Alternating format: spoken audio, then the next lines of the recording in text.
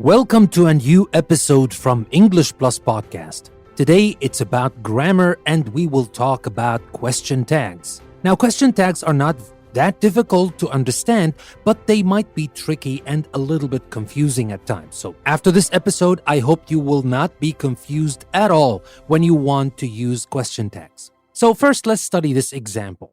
You haven't seen Lisa today, have you? No, I haven't.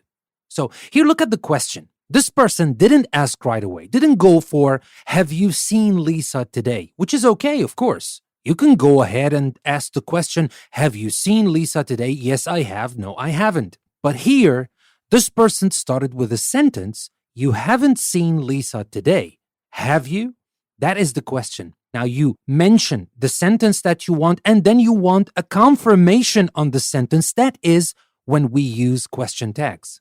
Let me give you another example. It was a good film, wasn't it? It was a good film. I'm not asking a direct question. I'm not saying, was it a good film? I'm saying, it was a good film, wasn't it? And the other person can say, yes, it was great. No, it was awful. It doesn't matter what you answer. It is the same like asking a question, but it's a little bit different. And we will see later in this episode that if we change our tone of voice, the meaning can change a little bit. So this is a little bit more flexible than asking direct questions. But first things first, how do we use them? What is the rule? Do we have any rules? Of course we do. Now, here in the two examples I gave you earlier, have you and wasn't it are question tags. These are mini questions that you can put on the end of a sentence. So first of all, we know that we should put the question tags at the end of a sentence, not at the beginning or in the middle. And in question tags, we use an auxiliary verb like have, was, will, etc. Now, we also use do, does, or did for the present and past simple. And that can be a little bit tricky because here when you say you haven't seen Lisa lately, we already have the auxiliary verb, which is haven't seen, and then I can use have. It's obvious. Or in the second one, it's verb to be, it was a good film, wasn't it? But when we don't have auxiliary verbs, and that's the case for the present simple and the past simple in the affirmative form, like when we say Karen plays the piano. Now here I can't say play not she. Doesn't make any sense, right? We should say Karen plays the piano, doesn't she? Well, yes, but not very well. That's a sample answer. Or you didn't lock the door, did you? Now, here you can see it's easier if we use it in negative because we already have the auxiliary and it's easy for us to figure out what auxiliary to use because remember, it's very important. You always need an auxiliary verb in question tags. Now, as you noticed, when we used a positive sentence, we used a negative tag, and when we use a negative sentence, we use a positive tag. So it's just the opposite, or normally, we use a negative question tag after a positive sentence and a positive question tag after a negative sentence. Let's take a look at these examples and see how this works. Kate will be here soon. Will be here soon. That's affirmative, so I should use the tag in negative and I need an auxiliary verb. The auxiliary obviously is will, so I say won't she? We don't say will not she. We say won't she? There was a lot of traffic. Wasn't there? We already have verb to be, so we can use verb to be in the tag. But in negative, the sentence was affirmative, then we use the tag in negative. That's why we use the tag in negative. Or we can say Joe should pass the exam.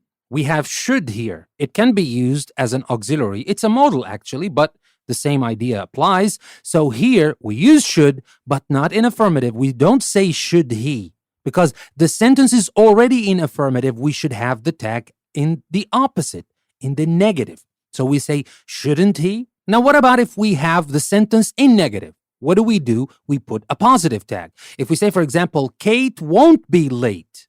Will she? Will she, not won't she? Because we already used the negative in the sentence. The tag is the opposite. Kate won't be late. Will she? Or they don't like us. Do they? Or you haven't eaten yet. Have you? So with that out of the way, let's talk about the answer. Now, usually the answer is yes or no. But here, you have to be careful. If I say, for example, you're not going out this morning, are you? Now, we know that. Verb to be, and the sentence in negative, the tag in positive, are you? That's fine. We've learned about that so far. But what does it mean if I say yes, just yes, or no? Might be obvious, but sometimes it can be a little bit confusing. Now, when you say you're not going out this morning, are you? If you say yes, what does that mean? You're not going out? No. If you say yes, that means yes, I am going out. If you say no, that means no, I'm not going out. So it is not just to negate the sentence, it's to negate the action itself. You're not going out this morning, are you? Yes, that means I'm going out. No means I'm not going out. If we say it the other way around, you're going out this morning, aren't you? If I say yes, that also means I'm going out. And no also means I'm not going out. So yes and no in the answer relate to the action itself, not to the question tag directly. You have to put that in mind because sometimes people confuse the use of yes and no, and they think it's a direct answer to the question tag. No, it's not a direct answer just to the question tag. It's a direct answer to the whole sentence, to the action itself. Are you going out or not? Yes, I am going out. No, I'm not going out. And now let's move on and talk about another idea, and that is the intonation, the tone of voice. The meaning of a question tag depends on how you say it. If your voice goes down, you are not really asking a question. You expect the listener to agree with you. Now, if I say, for example, it's a nice day, isn't it? It's a nice day, isn't it? I didn't say, isn't it? You see that I can lower my voice, isn't it? Or my voice can go up and I say, isn't it? If I lower my voice, that means it's not actually a question. It's not really a question. I expect you just to agree with me. So here, the person can say, yes, beautiful. It can be kind of a rhetorical question. Rhetorical questions are questions we don't usually expect an answer for. It's just a rhetorical question. Or when we say, for example, Paul doesn't look well today, does he? Does he? Not does he? Does he? Here, I raise my voice. That means I really want to know because I don't know and I'm not expecting any specific answer from you. Now, that doesn't mean you can't surprise me with the answer. It can be wrong. Maybe I'm pretty sure that this is the case, but it is not. Doesn't mean that if a person lowers their voice at the end of a question tag, that means you have to agree. No, you can disagree if you want. But if a person lowers their voice at the end of a question tag, that means you should expect what they mean. You should know that they expect this is the case and they're not actually expecting you to do anything else but to agree with them. But maybe they're wrong.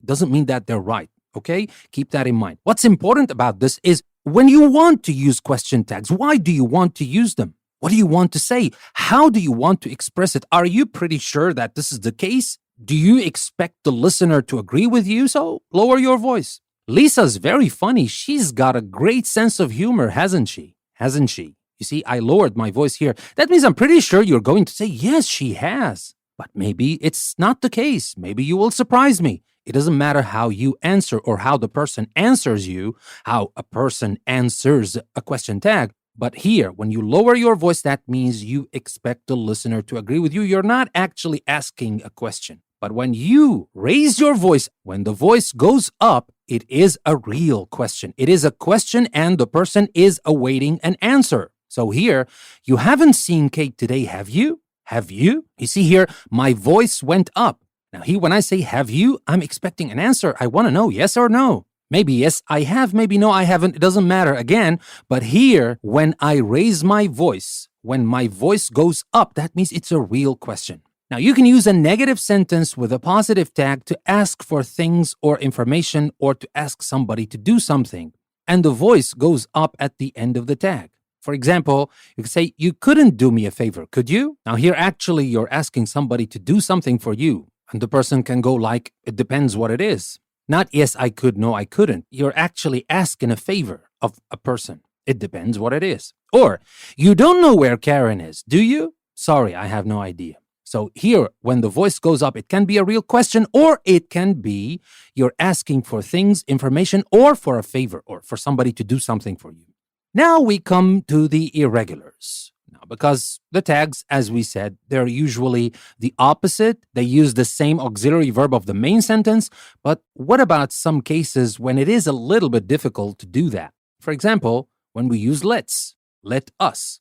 How should we say that? Let's go for a walk. And I want to use a tag here. What should I say? Let's go for a walk. And here, let us. The verb is let. So it's practically imperative. What should I say? What is the auxiliary here? Well, we don't have a clear auxiliary. Because of that, when you use let's do something, you use shall we. Let's go for a walk, shall we? And usually the voice goes up. Let's go for a walk, shall we? That is usually asking somebody to go with you. That is inviting somebody to do something with you. Let's do this, shall we? Or what about don't? If you use imperative and negative.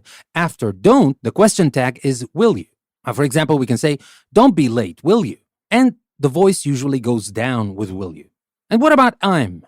Now, it should be very simple. It's verb to be, so we should use verb to be in the tag. Yeah, that's right. But the problem is, if I want to use it in affirmative, I want to say I'm right. And I want to use a tag. I want to ask a question. Or maybe I'm just saying that because I expect the other person to agree with me. And remember, here we lower our voice or our voice goes down. But that's not the point. What should I say? Verb to be, am, I. What should I say? Amn't I? There's no amn't I in English. And because of that, we change it only this once, only in this example, to aren't I.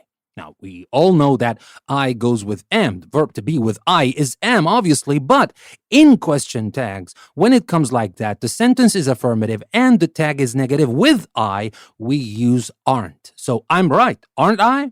Yes, you are.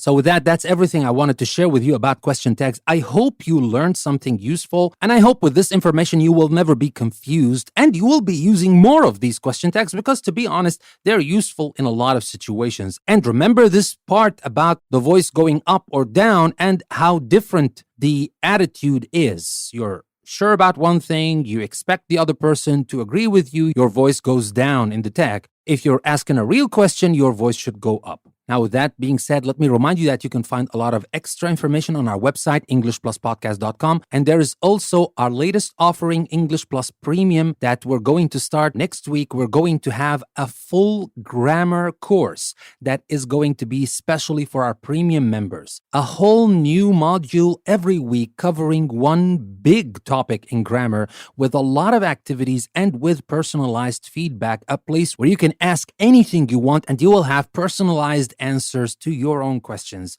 And that all comes from our team and from me personally. Now, if you are interested in that, go ahead, take the link you can find in the description, go to our Patreon page and become a patron of English Plus and become actually a premium member of English Plus and enjoy all our premium content. And by the way, it's not only the grammar course we're talking about. We're going to have other courses as well. But since we're talking about grammar, I thought I might intrigue you with the grammar course that's going to start at the beginning of next week.